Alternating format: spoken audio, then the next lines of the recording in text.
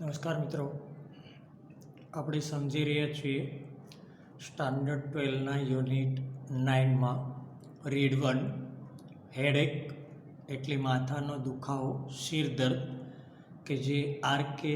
નારાયણ દ્વારા લખવામાં આવેલ છે અને તેમાં અડધા લેસન સુધી એનો શું અર્થ, શાળામાં અથવા બહાર લોકો આ શબ્દનો ઉપયોગ કેવી રીતે એટલે કે દુરુપયોગ કેમ કરે છે એના વિશે આપણે સમજ્યા થોડું. એ પછીથી એ મોટામાં મોટા બહાના તરીકે વપરાય છે એ પણ આપણે સમજી ગયા. અને લાસ્ટમાં એની પોતાની સ્કૂલમાં એ નાના હતા ત્યારનો એક જે કિસ્સો હતો એ આપણે જોયું કે ભાઈ કસરત કરવા માટે જે બોલાવવામાં આવતા એમને માસ ડ્રીલ માટે, એમાં ન જવું હતું એટલે વિદ્યાર્થીઓ બહુ જ મોટા પ્રમાણમાં એ બહાનાબાજી કરતા કે માથું દુખે છે. તો એના ઉપાય રૂપે એમના ઇન્સ્ટ્રક્ટર જે હતા એમણે એવું એક દિવસે કહ્યું કે જે વિદ્યાર્થીઓને માથાનો દુખાવો હોય તે પોતાના હાથ અદ્ધર કરે અને સાથે એમ પણ કહ્યું કે કારણ એ છે કે હું જેમને માથું દુખે એને ખાસ પ્રકારની એવી કસરત કરાવવા માગું છું કે જેથી એમને માથું ન દુખે. અને આ સાંભળીને જે વિદ્યાર્થીઓ એમ સમજતા હતા કે આપણા માટે આશીર્વાદરૂપ છે એ બધા પાણીમાં બેસી ગયા. એટલે કોઈ હાથ અદ્ધર ન કર્યો. પછી ટીચર્સ એમને કહે છે કે સારી વાત છે, તો ચાલો તમારા કોટ ઉતારો અને આ માસ ડ્રીલ છે એની અંદર બધા શાંતિથી જોડાઈ જાઓ. અને એ દિવસે પહેલી જ વખતે એણે કીધું કે ભાઈ મને આનંદ છે કે આજે પૂરેપૂરો ક્લાસ એ આમાં માસ ડ્રીલમાં છે. એ સિવાય આપણે આ છેલ્લી જે સ્લાઇડ સમજાય એમાં કહ્યું હતું કે મોટે ભાગે જો જોવા જઈએ તો આ જે છે એ સજામાંથી મુક્તિ મેળવવા માટે આના સિવાય બીજી માંદગીનું બહાનું આપણે લગભગ એપ્લાય કરતા નથી કે મોટે ભાગે ખુલ્લા મને બોલવામાં આવતું નથી. એટલે લોકો મોટે ભાગે માથાના દુખાવાનો જ બહાના તરીકે ઉપયોગ કરે છે. અને જ્યાં પણ મેળાવડો હોય અને કોઈ પણ ભવ્ય સમારંભ હોય ત્યાં તમે જવા નથી માગતા તો એને માટે આ જ કારણ આપવામાં આવે અને લોકો સહજતાથી એને સ્વીકારી લે છે. અને એક છેલ્લે આપણને એમણે કીધું કે ભાઈ આ બધાની અંદર એટલે કે માથાના દુખાવા કરતાં પણ જો બીજી કોઈ બાબત સામાજિક રીતે આપણે જો જોઈએ તો એક જ શબ્દ છે કે જે એના કરતાં સુપેરિયર છે, ઠીક નથી અથવા મજા નથી, એવો એક જ શબ્દ માત્ર એ જાહેરમાં વાપરવામાં આવતો હોય છે. પણ લેખકના મતે કે જ્યારે પણ આ શબ્દ મારી પાસે આવ્યો છે ત્યારે મને આશ્ચર્ય થયું છે કે ખરેખર આ ઠીક નથી એનો અર્થ શું થાય છે. ચાલો જોઈએ મિત્રો હવે એનાથી આગળ કે આપણને એ માથાના દુખાવામાં શું વિશેષ સમજાવવા માગે છે. હાર્ડ વર્ડ્સ પહેલાં જોઈએ છે તેમ જોઈ લઈએ. ઇનએનિટી, ઇનેનિટી એમ પણ બોલી શકાય. અને મૂર્ખતા, ફૂલિશનેસનું સમાનાર્થી છે. ડિસ્પોઝિશન એટલે સ્વસ્થતા અને ઇનડિસ્પોઝિશન એટલે ઠીક નથી કે અસ્વસ્થતા. એમિનેન્ટ એટલે ખૂબ જાણીતું. અને આ આગળ આવી ગયું છે પણ અહીંયા ફરી વખત શબ્દ આ પેરેગ્રાફ્સમાં આવે છે એટલા માટે મેં ફરી રિપીટેડલી લખેલો છે. એફ્લિક્ટેડ એટલે અસરકારક હોવું, ઇફેક્ટેડ જેને આપણે કહીએ છીએ તેવા અર્થની અંદર શું કહેવા માગે છે જોઈએ. ચાલો આપણે સમજી રહ્યા છીએ અત્યારે છેલ્લો મુદ્દો એ જે બોલેલા હતા એના અનુસંધાને શું કહે છે કે ભાઈ જો માથાના દુખાવા કરતાં પણ કોઈ સુપિરિયરને સારો શબ્દ બહાના માટે લોકો જે મોટે ભાગે વાપરે છે એ છે કે ઠીક નથી. તો એ વિચારે છે કે ભાઈ આનો ખરેખર અર્થ શું, એ શું કહેવા માગે છે જોઈએ. It is one of those curious words like inanity which has no anity. આ એવા શબ્દોમાંનો એક શબ્દ છે, એટલે it is one of those curious word. એટલે આ એ જિજ્ઞાસા આપણને ઉત્પન્ન થાય એવા શબ્દોમાંનો એવો શબ્દ છે કે જેમ મૂર્ખતા છે, પણ એનો સમાનાર્થી પાછો કોઈ સુર્ખતા એવો મળતો નથી, એનિટી એવો શબ્દ મળતો નથી, ઇનએનિટી માત્ર જોવા મળે છે. which do not necessarily means the opposite without the in, કે જે ઇન વગર સામાન્ય રીતે એનિટીનો વિરોધનો અર્થ બતાવતો નથી. પણ એટલે કહેવાનો અર્થ કે ઇન મૂકી દઈએ તો ખરેખર એ એનિટીનો વિરોધનો અર્થ બનાવતો નથી એમ કહી શકાય, પણ વિરોધી અર્થ છે. યુ કેન નોટ સે, તમે એવું નથી કહી શકતા કે owing to disposition I am not taking the medicine, એટલે સ્વસ્થતાને કારણે હું દવા લેતો નથી અથવા દવા લઈ રહ્યો નથી. આપણે એવું ક્યારેય બોલતા નથી. વેરેઝ યુ કેન સે, પણ તમે એવું કહી શકો છો owing to indisposition I called in the doctor, અસ્વસ્થતાને કારણે મેં ડૉક્ટરને બોલાવ્યા. એટલે ઠીક નથી એટલે બોલાવ્યા છે, પણ ઠીક છે એટલે હું દવા લઈ રહ્યો નથી એવું આપણે કદી પણ બોલતા નથી.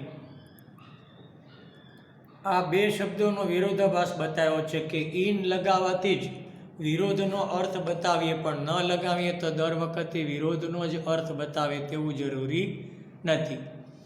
વોટ એક્ઝેક્ટલી ઇઝ ધીસ ઇનડિસ્પોઝિશન, ખરેખર આ અસ્વસ્થતા કે ઠીક નથી એનો ખરેખર અર્થ શું છે? I have never bin able to understand it except that it sounds very well in press notes for health bulletin or in messages from eminent men for gathering to which they have been invited. પરંતુ હું એ બાબત કદી સમજવા સક્ષમ નથી બન્યો કે I have never bin able to understand it, પરંતુ હું આ ઠીક નથી એને સમજવા ક્યારેય સક્ષમ બન્યો નથી, સિવાય કે એ કોઈ છાપાની અંદર આવેલો મેટર હોય, બાબત હોય, કે કોઈ સ્વાસ્થ્યના સમાચારની અંદર એ વાંચવું સારું લાગે, કે પછી કોઈ જાણીતી એવી વ્યક્તિઓ એ જ્યાં આગળ ભેગા થયેલા હોય અથવા મેળાવડો હોય છે કે જ્યાં તેમને એ સમારંભમાં આમંત્રણ આપવામાં આવ્યું હોય છે, ત્યાં એ સંદેશો મોકલાવે છે. એ સિવાય હું કદી પણ આ શબ્દને સમજવા સક્ષમ બન્યો નથી. શું કહે છે? ફરી પહેલાં પ્રશ્ન કરે છે કે ખરેખર આ અસ્વસ્થતા કે ઠીક નથીનો ખરેખર અર્થ શું થાય છે એ ખબર નથી, અને હું ક્યારેય પણ એ સમજી શક્યો નથી. એ સિવાય કે મેં કોઈ પ્રેસ નોટમાં કે કોઈ સ્વાસ્થ્યના સમાચારની અંદર એ વાંચતી વખતે બોલ્યો હોઉં, અથવા તો કોઈ મેળાવડાની અંદર કે કોઈ સમારંભમાં કોઈ જાણીતી વ્યક્તિઓને આમંત્રણ અપાયું હોય અને એ બહાના રૂપે કહે કે મને ઠીક નથી એટલે હું આવી શકું તેમ નથી. Indisposition cannot generally be said by the person directly afflicted. ઠીક નથી એ સામાન્ય રીતે વ્યક્તિ દ્વારા સીધું કહેવામાં આવે તો એટલું અસરકારક હોતું નથી. એટલે આમંત્રણ આપણને અપાયેલું છે ને આપણે બોલીએ, મીન્સ કે તમને કોઈને આમંત્રણ અપાયું છે ક્યાંક સમારંભમાં આવવાનું, તો તમે ડાયરેક્ટલી નથી બોલતા કે મને ઠીક નથી એટલે નહીં આવું, અને એની અસર એટલી બધી અસરકારક હોતી નથી. It does not sound very well for any one to write directly. સીધે સીધું જો કોઈ વ્યક્તિ લખીને એ આપી દે તો એનો પડઘો એટલો પડતો નથી, એટલે કે એની અસર એટલી થતી નથી. એટલા માટે મોટા માણસો શું કરે છે તે હવે આપણને આપેલું છે, શું કહે છે. હાર્ડ વર્ડ્સ પહેલાં જોઈ લઈએ, પછી જોઈએ આગળ. કન્વિન્સ એટલે વિશ્વસનીય અને અનકન્વિન્સિંગ એટલે અવિશ્વસનીય. ડેપ્યુટી એટલે સહાયક. સંચાલક હોય તો મેનેજરની સાથે હોય ડેપ્યુટી મેનેજર, તો એ સહાયક મેનેજર. રિગ્રેટ એટલે માફી માગવી, જાણીએ છીએ આપણે. અને ર્યુમેટિઝમ એ સાંધાના દુખાવાનો એક રોગ છે, એને મેડિકલની ભાષામાં સાંધાનો દુખાવાને ર્યુમેટિઝમ કહેવાય છે. આગળ વધવું એટલે પાસ ઓન. ખાલી પાસ ઓન એટલે સાથે બેઠેલા હોય ને બધા સમૂહમાં જમવા બેસીએ અને કે પ્લીઝ પાસ ઓન એટલે આગળ જવા દો, આગળવાળાને દો, એવા અર્થમાં લેતા જઈએ. અને આપણે જેને કહીએ છીએ ને કે સમૂહમાં બેસી જવું, બુફે જેને કહીએ, પણ બેસીને ફરતા ફરતા આપણે ગોઠવાઈ જઈએ છીએ. એટલે પીરસનારા લોકો જે રીતે સમારંભમાં બાકીના વધેલા હોય તો ફરતા બેસી જાય, બધી વસ્તુઓ નીચે લઈ લે ટેબલ પરથી, અને પછી જેને જે જોઈએ તેમ લેતા જાય ને આપતા જાય. Please pass on, pass on. આપણે ગુજરાતીમાં કહીએ આગળ જવા દો, એવા અર્થમાં પાસ ઓન ટુ એટલે આગળ વધવું કોઈ બાબતમાં. શું કહેવા માગે છે આપણે છેલ્લે જોયું, શું સમજ્યા મિત્રો છેલ્લે? તો કે કોઈ એક વ્યક્તિ એમ કહે કે ઠીક નથી તો પોતે રાઇટિંગ કરીને આપે તો એ એટલું અસરકારક હોતું નથી. તો શું કરે છે? તો owing to indisposition I am not attending your meeting. હું ઠીક નથી, તબિયત ઠીક નહીં હોવાને કારણે તમારી મીટિંગમાં હાજર રહી શકું તેમ નથી, અથવા હાજર રહીશ નહીં. It sounds અનકન્વિન્સિંગ. એ અવિશ્વસનીય લાગે છે. ક્યારે? કે જ્યારે વ્યક્તિ પોતે લખીને આપે, તો એને બદલે it sounds better in the third person. પણ ત્રાહિત વ્યક્તિ કે ત્રીજી વ્યક્તિ દ્વારા આ જ સંદેશાને કહેવરાવવો એ વધારે સારું છે. It implies that. એની અસર એ થાય છે કે the gentleman is an eminent one. કે આ સજ્જન એ પ્રખ્યાત વ્યક્તિ છે. As a secretary or a deputy. કે જેની પાસે કોઈ સેક્રેટરી અથવા કોઈ સહાયક છે. Who can speak for him. કે જે તેના વતી બોલે છે. એટલે પોતે સંદેશો નથી આપતા.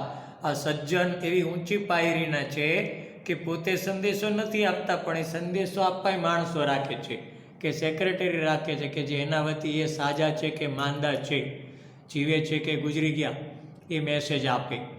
Mister so and so regrets his inability to attend the meeting today owing to ઇનડિસ્પોઝિશન.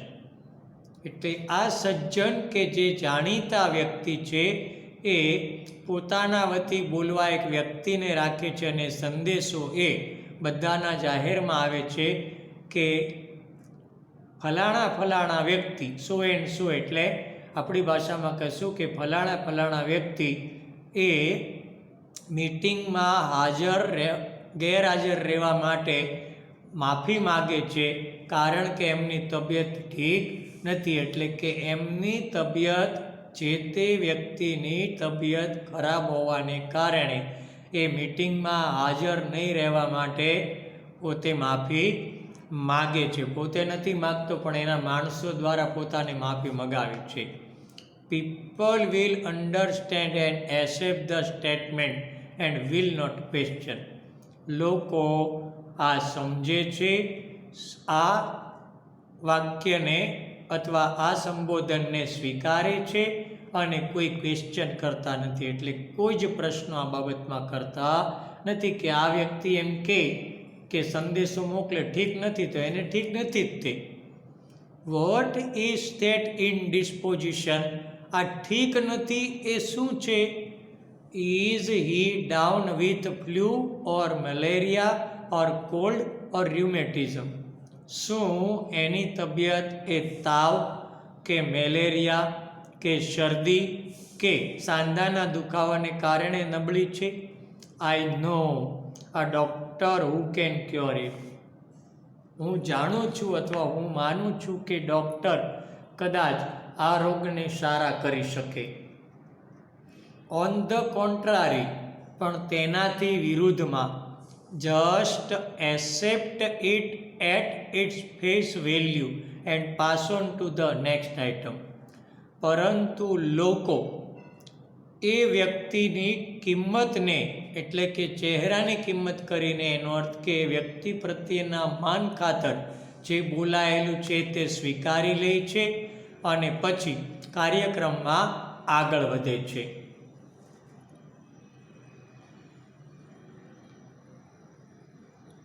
Next શું કહે છે જરા શબ્દાર્થ જોઈ લઈએ આપણે, અઘરા પહેલાં સમજી લઈએ અને પછી એમાં આગળ વધીએ છીએ. પર્ટિક્યુલર એ જાણીએ છીએ, લેવલ એટલે પણ જાણીએ છીએ, સ્થાન. સન્ડ્રી આ ખાસ કરીને ઘરની અંદરના જે કામ કરતા આપણે રોજબરોજના, તો એને સન્ડ્રી વર્ક કહેવાય. બજારમાં પરચુરણ વસ્તુ જે વેચતા હોય કરિયાણાવાળા, એને કહેવાય સન્ડ્રી આઇટમ. ટ્વિસ્ટેડ એટલે મરડવું, ટ્વિસ્ટ એટલે મરડવું, અને ટ્વિસ્ટેડ એટલે અહીંયા કાન મરડવાના અર્થમાં, એટલે કંઈક સલાહ સૂચનના અર્થમાં. પ્રિકોશિયસનેસ, બરાબર, પ્રિકોશિયસનેસ એટલે ચાલાકી કરવી. અને એલિગન્ટ ફોલ્સહૂડ એટલે સફેદ જૂઠ, જે લોકો સ્વીકારી લે ખોટું હોવા છતાંય કહેવાય સફેદ જૂઠ. ગેયલી એટલે જોયફુલી નો સમાનાર્થી છે આનંદથી. ઓટ ટુ બી એટ એટલે હોવા જોઈતા હતા, એટલે ત્યાં હોવા જોઈએ પણ છે નહીં. રાઇપ એટલે પાકેલું, પણ અહીંયા છે ને માટે તૈયાર હોવું. રાઇપ ફોર ખરેખર શબ્દ આવે છે, રાઇપ ફોર એટલે ને માટે તૈયાર હોવું. અને આઉટ સ્પોકનનેસ એટલે સ્પષ્ટ વક્તા, જે હોય તે મોઢામોઢ કહેવું, એવા અર્થમાં મોઢામોઢ કહેનાર એને કહેવાય આઉટ સ્પોકનર. અને આઉટ સ્પોકનેસ એટલે સ્પષ્ટ વક્તા, જે હોય તે સાચું કહી દે. નવા શબ્દો જે હોય એના પર ખાસ ધ્યાન આપવાનું મિત્રો. આમાં indisposition could be used only at a particular level, not by all and sundry. ઠીક નથી એ માત્ર એક ચોક્કસ કક્ષાએ જ અથવા સ્થાને જ વપરાય છે, બધા દ્વારા અને સામાન્ય વ્યક્તિ દ્વારા તે વપરાતું નથી. આ અસામાન્ય વ્યક્તિઓ બધી ઉચ્ચ કક્ષાની છે, ત્યાં એ વપરાય છે. આ સ્કૂલ બોય હુ સેઝ, શાળાનો છોકરો એ એવું કહેતો હોય કે એઝ આઈ એમ ઇનડિસ્પોઝ, હું અસ્વસ્થ છું તેથી, એટલે મને ઠીક નથી તેથી. I want to be left off, તેથી હું હવે ઘરે જઈશ, એટલે સ્કૂલે રહેવું નથી. will have his ear twisted for his precociousness, તો તેની આ ચાલાકી માટે એના કાન મરડવામાં આવશે. એટલે ટીચર એના કાન પકડશે અને કહેશે કે આવી બધી ચાલાકી કરમાં અને બાનાબાજી કરમાં. આ તો બહુ મોટા લોકો જે છે, હાયર જેને પોઝિશન કહેવાય, એક્ઝિક્યુટિવ વર્ગ, સરકારની ભાષામાં કહીએ તો એ ગ્રેડ અધિકારીઓ બધા, એ જો કહે તો એને સહજતાથી સ્વીકારે ને તાળીઓનો ગડગડાટ પણ થાય. અને આ છોકરો જો સ્કૂલની અંદર બોલે તો એને ધોળ ધપાટને થપાટવાળે થાય. આ બેમાં ફરક, એટલે કે સામાન્ય વ્યક્તિ આ શબ્દો બોલી શકતા નથી. કીધું ને, છોકરો કે શાળાનો છોકરો સ્કૂલમાં એમ કહે કે મને ઠીક નથી, એટલે હું તો હવે આજે જાઉં છું, આવજો, કે રજા પૂરી લેજો, એમ ન બોલે. જો કે તો ટીચર છે એની આ ચાલાકી માટે એનો કાન પકડીને બે ચાર ઉપાડીને ક્રોધી હોય તો આપી દે. I think I should shock mankind if I suddenly said, હું માનું છું કે એકાએક હું જો એવું બોલું તો સમગ્ર માનવજાતને આઘાત લાગે. શું બોલીએ તો? there is no such thing as headache or indisposition. હું જો એકાએક એવું કહું તો આ માનવ જાતને આઘાત લાગે કે ખરેખર માથાનો દુખાવો કે ઠીક નથી તેવું કંઈ જ હોતું નથી. એટલે એવી વસ્તુ કોઈ અસ્તિત્વ જ ધરાવતી નથી. It is all just an excuse. આ બીજું કંઈ જ નથી પણ માત્ર એક બહાનું છે. એન એલિજન્ટ ફોલ્સહુડ. એક સફેદ જૂઠ એટલે ઉપજાવી કાઢેલું પોતાનું જે સ્ટેટસ સમાજમાં બનાવેલું છે એનો એ દુરુપયોગ કરે છે. એને ગમે તે બીજું કાર્ય છે એ કરવા માટે થઈને એ જ્યાં જવું જરૂરી છે ત્યાં પણ જતા નથી. અને એમાંય પોતાનું સ્ટેટસ સમજે કે મેં આ બહાનું કાઢ્યું પણ એ લોકો આમાં કંઈ તપાસ કરશે નહીં. એ જાણે જ છે કે હું ખોટું બોલું છું પણ સામેવાળા સ્વીકારી લે છે ને એમાં એ પોતાનું સ્ટેટસ સમજે. For have I not to seen dozens of headache cases walking or driving about gaily to be seen everywhere. એ માત્ર એક સફેદ જૂઠ છે. અને કારણ શું એનું? ફોરનો અહીં અર્થ છે કારણ કે. Have I not to seen dozens of headache cases walking or driving about gaily to be seen everywhere. એટલે દરેક જગ્યાએ આનંદથી એટલે આનંદ વ્યક્ત કરતા હોય ત્યારે, ડ્રાઇવિંગ કરતા હોય ત્યારે, ચાલી રહેલા કેસની અંદર માથાના દુખાવા જેવા ડઝનબંધ કેસ કદી પણ જોવા મળતા નથી. એટલે હાલતા ચાલતા ડ્રાઇવિંગ કરતાં કે આનંદ કરતાં તમને આ જોવા મળતું નથી. એક્સેપ્ટ એ ના સિવાય where they ought to be at the particular over. ખરેખર એ ચોક્કસ જગ્યા પર એ ચોક્કસ સમયે હોવા જોઈએ. The world is not yet ripe for such outspokenness. વિશ્વ હજી ખરેખર આવું સ્પષ્ટ વ્યક્તતા અથવા સ્પષ્ટપણે બોલવા માટે પાક્યું નથી. એનો અર્થ કે હજુ એ સ્પષ્ટપણે આમાં બોલી શકતા નથી. છે ને એને માટે આપણે રાઇપ એટલે શું એ અર્થ આપ્યો છે ને માટે તૈયાર હોવા અર્થે. એટલે કે ખરેખર આવા સ્પષ્ટ વ્યક્તિઓને સહન કરવા માટે આ વિશ્વ હજી તૈયાર થયું નથી. આ મેન કેન નોટ સે.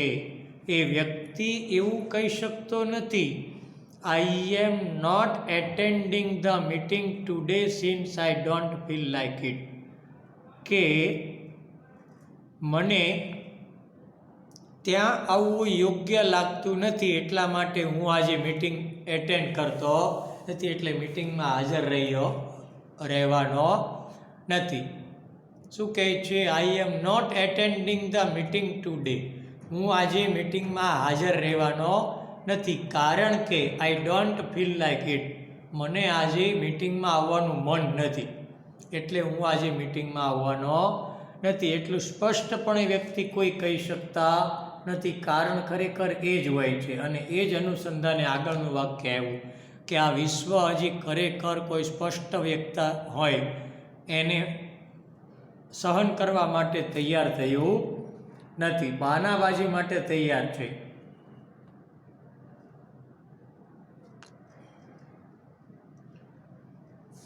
ઇન્ક્લાઇન એ આપણે આગળ સમજી ગયેલા છીએ મિત્રો. ઇન્ક્લાઇન્ડ એટલે ઈચ્છા કરવી. વિશનું સમાનાર્થી કહી શકાય. વિશ એટલે ઈચ્છા કરી. ક્વાઇટ એટ લિબર્ટી તો મળેલી આઝાદી. લિબર્ટી એટલે આઝાદી અને ક્વાઇટ એટ લિબર્ટી એટલે સંપૂર્ણ આઝાદી, મળેલી આઝાદી. Down with headache. માથું આમ આપણે રાખીને બેઠા હોઈએ, નીચું રાખીને આમ પકડીને બેઠા હોઈએ, આમ કરતા હોઈએ છીએ ઘણા વ્યક્તિ. તો આ બધી નિશાની શું છે? અતિશય માથું દુખો. આમ કરીએ, આમ લોકો બેઠા બેઠા કરતા હોય છે કે શું કરવું, આ માથા પર ઘણા મારતા હોય છે. એ અતિશય માથાનો દુખાવો. એસેન્શિયલ એટલે પાયાની અથવા જરૂરિયાતવાળી જરૂરી વસ્તુ. હાઉસહોલ્ડ એટલે ઘરગથ્થું. હોમવર્ક કહીએ એમ હાઉસહોલ્ડ વર્ક બે આવે.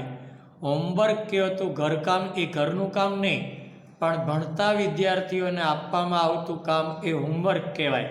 પણ ઘરની અંદર કરવામાં આવતું કામ, ઘરને લગતું કામ એ કહેવાય હાઉસહોલ્ડ વર્ક, એટલે ઘરગથ્થું કામ કહીએ એને. કન્ટેનિંગ ઓફ એટલે ઢાંક પીછોડો કરવો, કોઈ બાબતને ઢાંકવી, સાચી હોવે છતાં એનો પક્ષપાત લઈને એને ખોટી સાબિત કરવી, એવા અર્થમાં કે ખોટી બાબતને સાચી સાબિત કરવી. અનકમ્ફર્ટેબલ એટલે પ્રતિકૂળ, આ તો આપણે ભણી ગયા છીએ આગળ. સિચ્યુએશન પણ આપણે જાણીએ છીએ. આ એક નવો શબ્દ છે લીવ, LEAV, લીવ એટલે છોડવું કે છોડી દેવું, એના પરથી છે ફોરસ્વેર્સ. સ્વેર્સ એટલે આમ પ્રતિજ્ઞા થાય છે પણ એની સાથે ફોર શબ્દ જોડાઈને પાછળ એસ લાગે, તો એ એક પ્રકારનો રૂઢિપ્રયોગ છે, બધા શબ્દોનું સંયોજન બની લે. છોડી દેવું એટલે જે વસ્તુ આપણી જોતી નથી જાતે છોડીએ કે છોડાવી દેવામાં આવે, અને ફોરસ્વેર્સ કહે છે. અને પ્લી એટલે વાંધો હોવો, ની સામે કંઈ ને કંઈક આપણે પ્રોબ્લેમ હોય જેને આપણે કહીએ છીએ એ વાંધા હોવાની અંદર. અ ક્લાર્ક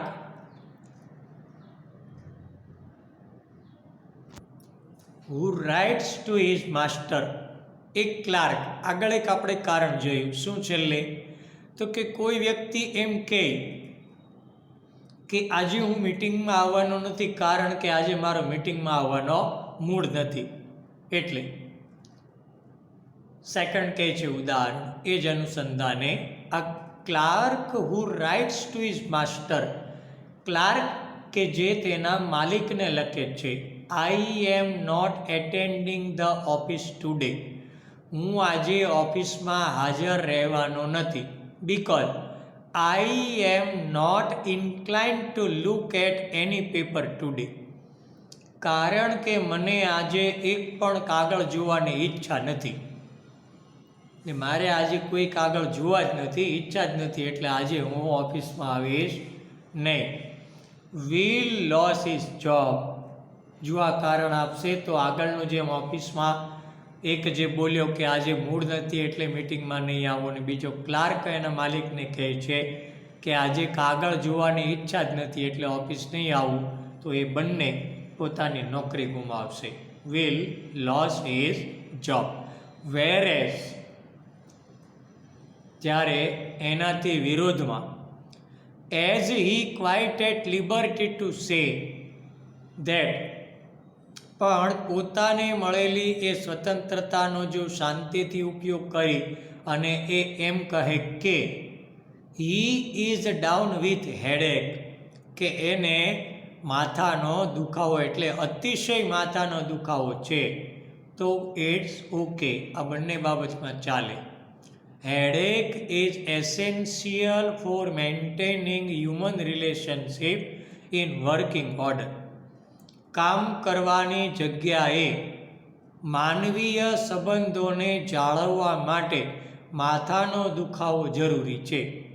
એટલે સામાજિક સંબંધમાં તમારે જવું છે પણ ઓફિસમાંથી રજા ન આપે તો તમારા સામાજિક સંબંધોને વ્યવસ્થિત સાચવવા માટે તમે માથાના દુખાવાનો ઉપયોગ કરી ઓફિસમાં કે સ્કૂલમાં બંક મારો, એટલે ગેરહાજર રહ્યો અને તમારી સામાજિક સંબંધ છે સંબંધો પૂરા કરો.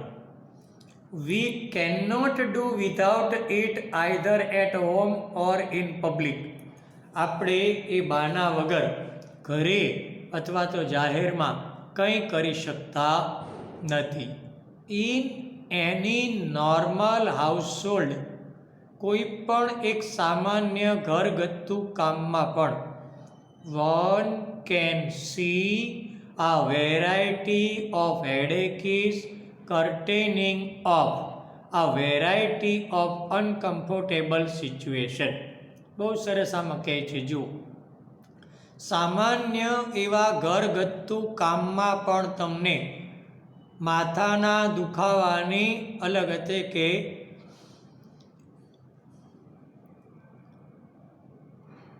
બિન પ્રતિકૂળ સંજોગોને ઢાંકવા માટે અલગ અલગ માથાના દુખાવાઓની વેરાયટી તમને ઘરગથ્થુ કામના અંદર પણ બહાના રૂપે જોવા મળે છે. સાદી રીતે આખાને સમજીએ તો કે સામાન્ય ઘરગથ્થુ કામની અંદર પણ જો એને નથી કરવું તો પ્રતિકૂળ સંજોગો બતાવવા માટે ઘણા બધા પ્રકારના બહાનાઓએ એટલે કે માથાના દુખાવા બતાવી અને જે કામ કરવાનું છે એમાં ઢાક પીછોણો કરે છે, એને ઢાંકી દે છે. ધ મધર ઇન લો એટલે સાસુ, who forswear her food on the plea of a splitting head. સાસુ કે જે અતિશય માથાના દુખાવાના ભાગ સ્વરૂપે પોતાને જે વાંધો છે, પ્લી એટલે વાંધા સ્વરૂપે એ પોતાનું ખાવાનું છોડી દે છે, એટલે ખાય નહીં. કોઈ સાસુને વહુ સાથે પડેલા વાંધા રૂપે માથાના દુખાવાને બહાનું બતાવીને પોતાનો ખોરાક છોડી દે છે, એટલે ખોરાક ખાવો નથી. કેમ? તો કે માથું દુખે છે, ખરેખર વાંધો બીજો હોય. Is clearly not on the best of term, એ સ્પષ્ટપણે કહીએ તો કોઈ સારી બાબત નથી. At least for that day with the daughter in law or son, ઓછામાં ઓછું એ દિવસે વહુ સાથે કે પુત્ર સાથે એનો વ્યવહાર એ યોગ્ય નથી. At least for that is clearly not on the best of term, એટલે કે પોતાને કોઈ સાસુને રહેલા પોતાના કોઈ વાંધા માટે માથાના દુખાવાનું બહાનું બતાવીને તે ન ખાય કે અનાજને તરછોડે, એ ઓછામાં ઓછું કહીએ તો પોતાના પુત્ર અથવા તો પુત્રવધુ સાથે એનો એ વ્યવહાર યોગ્ય ન ગણી શકાય.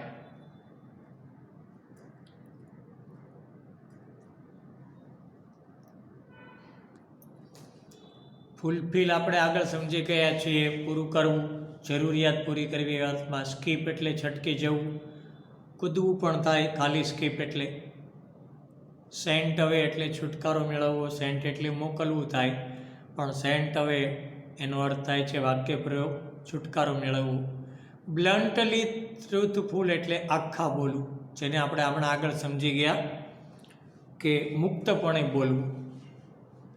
સાઇન ઓફ કલ્ચર એટલે સંસ્કારિતાનું ચિહ્ન.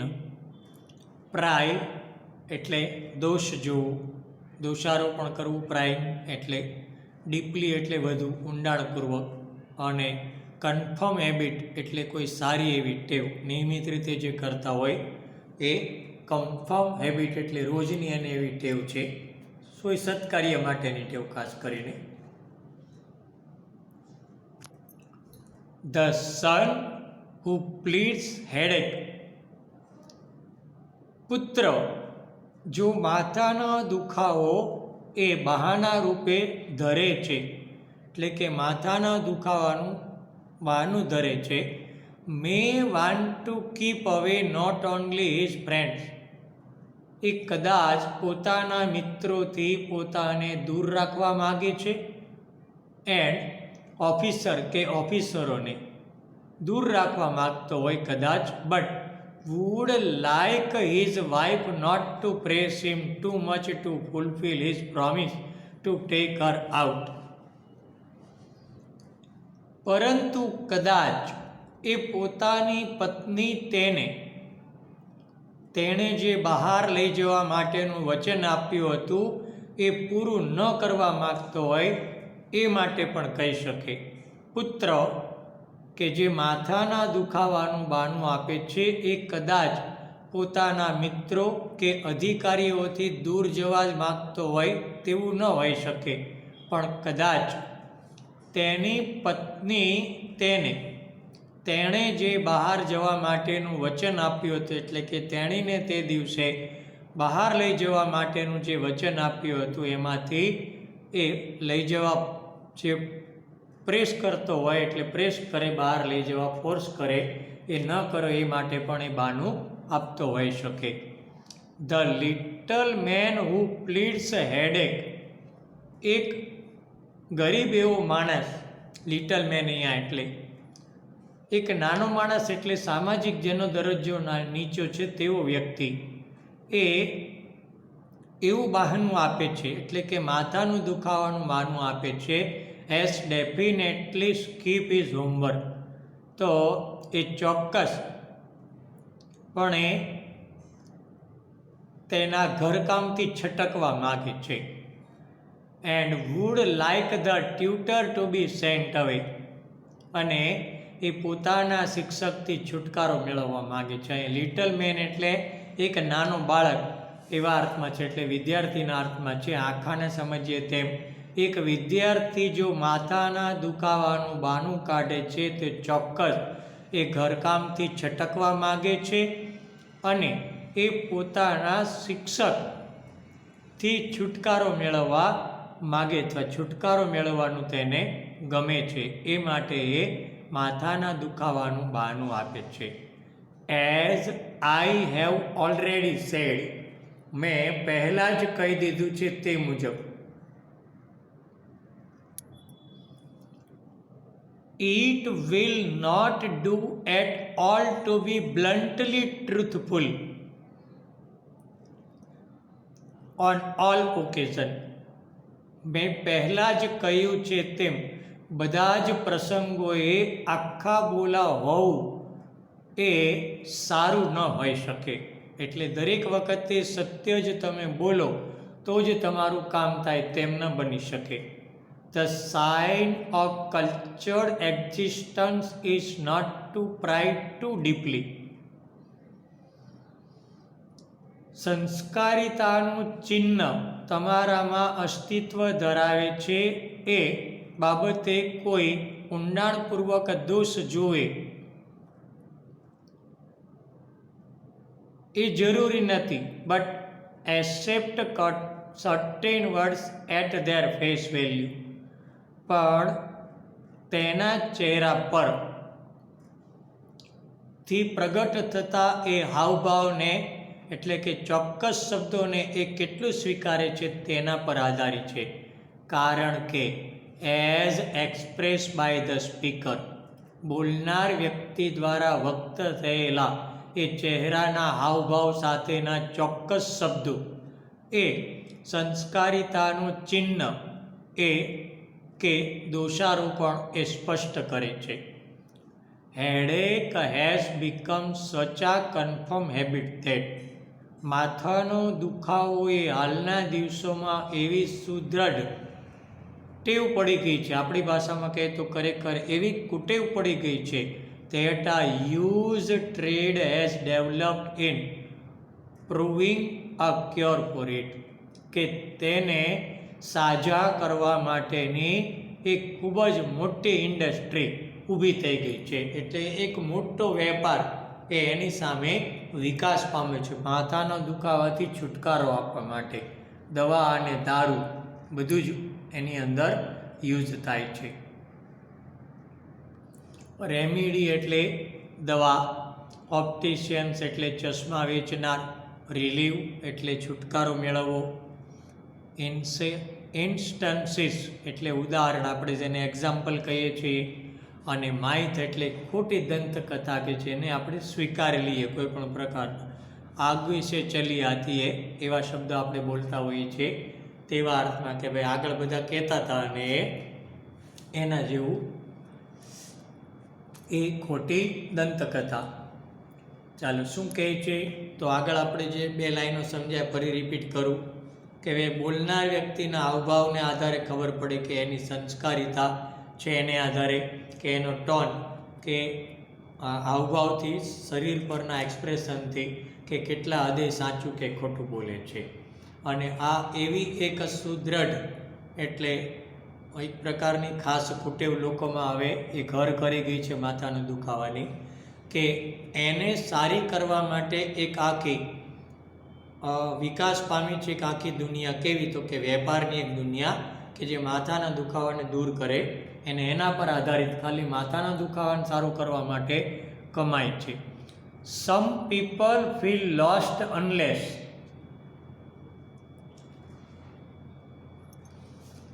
Some people feel lost unless they carry a tube of some headache remedy in their pocket all the time. કેટલાક લોકોને એવું અનુભવાય છે કેટલાક લોકો પૂર્ણ સમય માટે એટલે હંમેશ માટે તેમના કિસ્સાની અંદર માથાના દુખાવાની દવા કેટલીક દવાઓ એ ન લઈ જાય ત્યાં સુધી એમણે કંઈક ગુમાવ્યું છે એવું લાગે છે. And opticians give glasses guaranteed to relieve headache. અને ચશ્મા વેચનારાઓ એવું કહે છે, ગેરંટી આપે છે ગ્લાસ બાબતે કે એ માથાના દુખાવાથી તમને છુટકારો આપે છે. એટલે કે અમારા આ ગ્લાસ પહેરવાથી માથાનો દુખાવો થતો નથી. These are instances to show that. આ એવા ઉદાહરણો છે જે આપણને બતાવે છે કે mankind easily begins two believe in its myth. કે માનવજાત સહેલાઈથી ખોટી દંતકથાઓમાં માનવા લાગ્યો છે અથવા માનવા લાગે છે. આગળથી લોકો જે કહે એને આપણે બહુ સહજતાથી સ્વીકારી લઈએ છીએ. આ થઈ ગયો મિત્રો તમારો આ લેસન આ સાથે કમ્પ્લીટ. 2 ભાગમાં આપણે હવે પૂર્ણ કરશું આગળના લેસન પણ. 10મો હવે એક જ રહ્યો છે, એમાં પણ 2 પાર્ટ પડશે કે જેથી કરીને હું તમને સાથે સાથે શું આપી શકું તો કે જે વ્યાકરણનો વિભાગ છે ને એ આપું તો તમે થોડા ઓછું તમને જેને કહીએ ઇરિટેશન અથવા તો થોડું ટાયર્ડનેસ ઓછું ફિલિંગ થાય, કંટાળો ઓછો આવે. મારો કહેવાનો અર્થ છે કે 1 કલાકથી 1.25 કલાકનું આપણે 8મું લેસન જે યુનિટ જોયું તો 1 કલાક ઉપરનો તે જોઈને તમે કંટાળી ગયા મિત્રો, તો એ પછી તમે જ્યારે વ્યાકરણ શીખવા માટે બેસો એ વખતે તમારું મન એટલું બધું વ્યવસ્થિત જેને કહીએ એટલું કામ ન કરે. આ રહીને મને એક આઈડિયા આવ્યો કે બીજા વિષયોમાં તમે સમજતા હો છો એની સાથે આમાં સમય તમે ઓછો ફાળવી શકતા હો છો, તો આ એક આપણે નવો અભિગમ, ભલે 4 પીરિયડ માટે તો 4 પીરિયડ, પણ એની સામે આપણે 2 ટૉપિક ગ્રામરના પૂરા કરીએ અને તમે જોજો મિત્રો કે એ ટૉપિક તમને વધારે સારી રીતે આવડશે. ગ્રામર ના આવે આની સાથે એટલા માટે કે ટેક્સ્ટનું 2 ભાગમાં આપણે શીખ્યા છીએ અને આનું બહુ મહત્ત્વ નથી કે જેટલું વ્યાકરણનું છે ભવિષ્યમાં પણ તમારા ફ્યુચરને અનુલક્ષીને કહીએ તો પણ. તો મિત્રો આ એક પ્રયાસ નવો શરૂ કર્યો છે. આશા રાખું કે તમને આ મારી જે નવી ટેકનિક મેં અપનાવીને તમને એપ્લાય કરી છે એમાં તમને સારું લાગશે અને સારી રીતે તમે અભ્યાસ કરશો. ફરી વિનંતી કરું છું એમ શબ્દાર્થ પહેલાં લખજો, એ વાંચી 10-15 મિનિટ અને પછી જ આ સ્લાઇડ છે એને ભાષાંતર એ સમજવા પ્રયત્ન કરજો. બાકી આગળ ફોરવર્ડ કરતા જજો અને પહેલાં બધા જ શબ્દાર્થ બુકમાં લખી અને 10-15 મિનિટ તમારે મને નાના ધોરણમાં જે રીતે ટીચરને સરને આપણે લર્ન કરીને આપતા હતા એ રીતે તમે મને પ્રત્યક્ષ રીતે પાછા એ લેક્ચર પતે પછી આપવાનું જ છે. એ લેક્ચર પહેલાં હું તમને પૂછવાનો જ છું. એવી જ દ્રઢ માનસિકતા સાથે જો તમે એ હેબિટ બનાવી દેશો તો આ વિષય તમારા માટે એકદમ સરળ થઈ જશે. એ જ રીતે વ્યાકરણમાં પણ એક સમયે તમે જ્યારે તમારી પાસે વીકમાં લેક્ચર આવે છે વ્યાકરણનો ત્યારે એ જોઈને ફરી વખત પાછું એને રિવાઇઝ કરો અને જે મેટર ન આવડતી હોય તે તમે મને પૂછી શકો છો. એ જ દિવસે જો ક્લિયર થાય ને તો તમને આસાનીથી યાદ રહી જશે ને એમાં આવતી એક્સરસાઇઝ પણ તમે સહેલાઈથી સોલ્વ કરી શકશો. આશા રાખો મિત્રો કે મેં તમને સૂચન કર્યું છે તમે એનો અમલ કરશો. Thank you.